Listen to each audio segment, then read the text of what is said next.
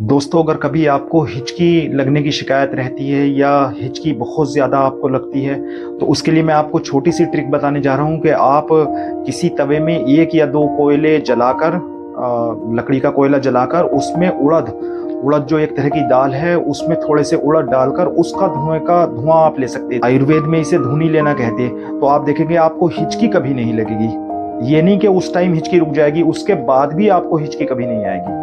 तो आप इस तरह से करें, और इसी तरह की इंफॉर्मेटिव वीडियोस आप तक पहुंचती रहे तो प्लीज मेरे चैनल को सब्सक्राइब करें, वीडियो को लाइक करें, शेयर करें। Thank you for watching this.